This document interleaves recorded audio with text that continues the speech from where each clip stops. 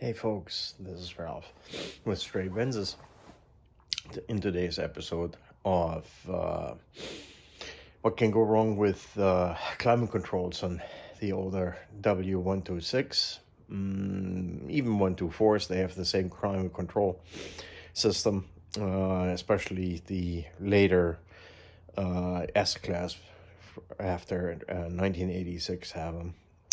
Anyhow, here it's erratic, hot, cold. Sometimes it's the stupid diaphragm of the monovalve that goes kaput. Here, in this example, most likely the little fan that draws air across the cabin temperature sensor on the inside does not appear to be working.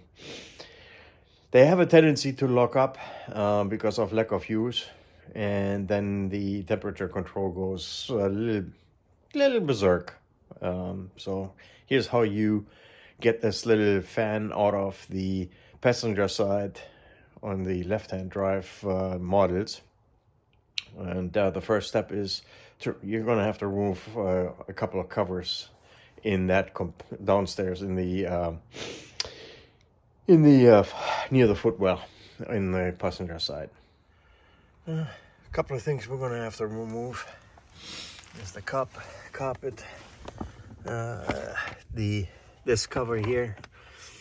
There's a screw in there that holds that plastic footwell rest in there, and we're going to have to take this thing off. And in order to get this off, you're going to have to take this bad boy off, and because we need to have this cover here off, because that fan sits all the way up in here. And let's go ahead and get this one out of here, and then we're going to take care of this by removing this first. So I took the nut off, and now it's time to remove this. That's the nut.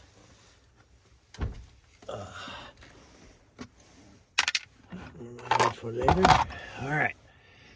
So next thing is going to be taking this off, which is done by removing these covers, this big strip here. And you're going to have to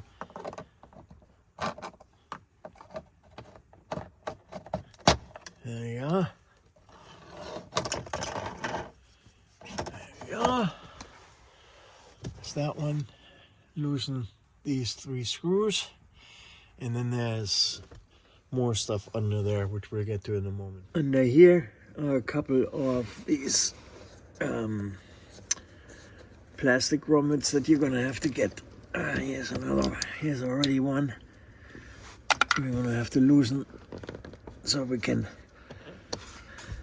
And one of these tools is coming in pretty handy to get them undone, so we can take the plastic cover completely off of this one, and so we gain access to the side here. That's what that looks like. We can get rid of this, and now we finally have access to under here. And since we cannot get completely under there just yet, we need to get this little cover back off. To get that cover off, we're going to have to get this cover, the footwell plastic cover off a little bit, the seal off a little bit, and then we'll pry this off.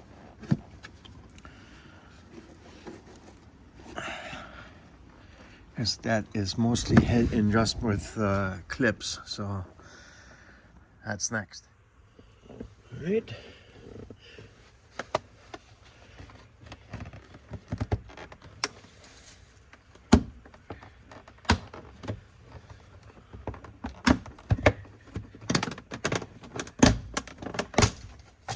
There we go. off. And this one also.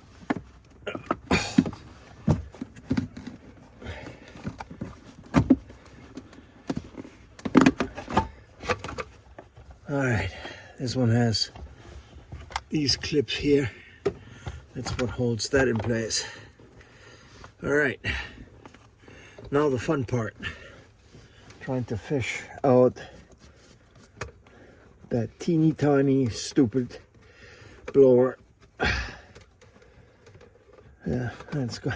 I'm gonna have to find it first. And then I can show you how to get to it. I'm trying to get at least a visual. I took as a screw here and a screw down here. You can take this thing off. And now you can at least see the blower is right. That is it right up there. This thing here, that's what we need to get to so we can at least see it. So one thing that is extremely difficult to film here is how to get the hose off, and I used my universal pliers to pry the hose off. That you can maybe you can't see it. It is up there. That hose right there. It's going to be difficult to push back in, but now I have at least the blower loose. I can extract it down and out, disconnect it from the plug, and then we can diagnose it from there. This is the little connector, and this is this bloody stupid fan that we're going to diagnose to see what's going on with it in a sec. You've taken it out of that foam block, and let's see if this thing still works, because if it does, then I'm not so sure what else I can do with this thing, but there was no air movement, so we'll see. What I have here is a component tester that will let me make sure that this thing is actually working. I think this is not super hard to move, but I'm gonna open this up anyway, lubricate it a little bit with dry lube, and then we'll see what other trouble we can get into. But this handy dandy tester lets me test equipment, and it does so with, here's the negative. All right,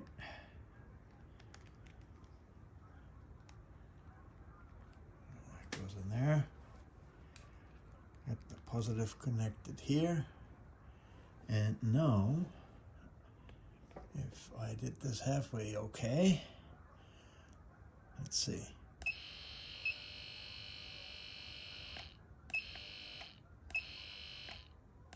It does work, doesn't make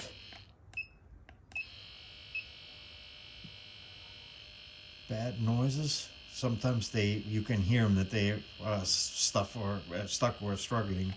This is not as fast as I thought it would be, but we'll check it. We'll open it up some more. But there are tabs here. Let's see. Here, up front, be super careful when we pry them open that we don't break these, and then we can gain access to the actual motor and see what the bearings look like. So here is where we need to ever so carefully pry this open. Here's another one.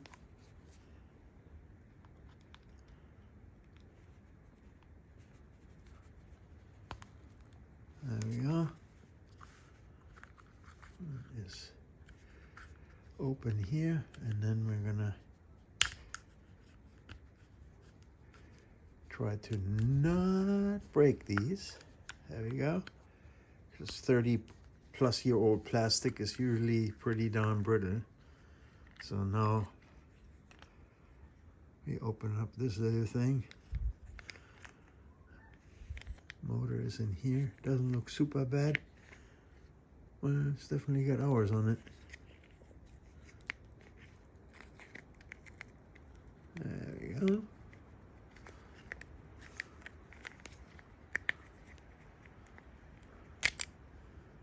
Oh, wow. Check that out. Did you see that? Oh, man.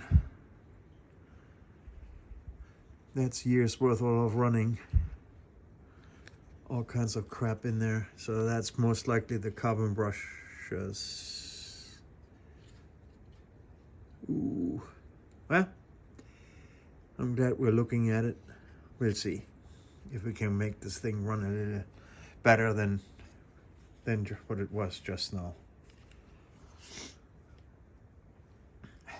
So,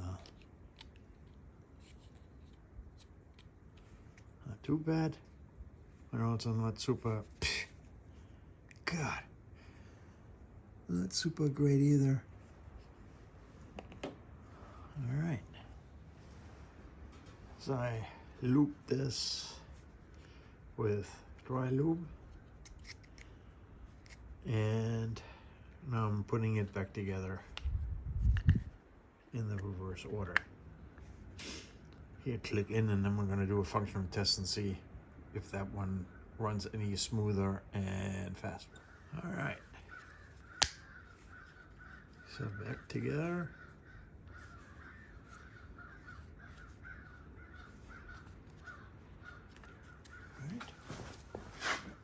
Quick functional test.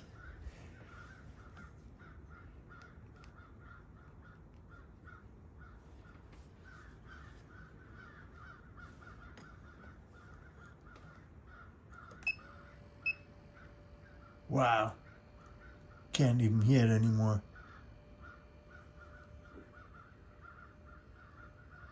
And don't forget, this is so super quiet. Normally it's supposed to be super quiet. You're not supposed to hear it. And it has an ever so slight airflow through it, because all it does is it draws the cabin air across the cabin air temperature sensor to give the signal back to the climate control unit to tell it, do you need more heat, more cold, whatever the case might be. So now we're gonna put this bad boy back, and then we're going to see if our cabin air sensor is actually seeing the flow that we just hopefully recreated by fixing this thing. The other quick functional test that you can do is by switching your ignition on, and you can see it's actually running. And where's my little piece of paper? Let's just see. There you go. See, that is holding the paper in place, and that's what we're gonna recreate when we're back together. It's almost impossible to film me trying to get this bad boy block of foam back up in there and put the hose on. So I'm gonna be back once I've got all my panels back in place, so we can test the function of the fan and confirming that I have airflow up to the sensor. All right, success. So this is the hose. Disconnected it there, and that sticks in front of the hose, which means I have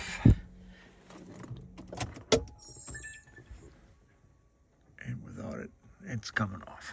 So success. To get the light assembly out of here, what you do is you push to the passenger side and get these tabs out first, and then you push this over to the driver's side. There you go. And now you have access to it, and that's where the cabin temperature sensor is, and this is the hose that goes to that little blower. You remove this carefully, and reassembly, you do it the other way around. You put it on this side first. There you go. Sorry. There you go. And then you push that in where the springs are. Sorry for that, guys. So, temp sensor is getting air, and we are back in business. See ya.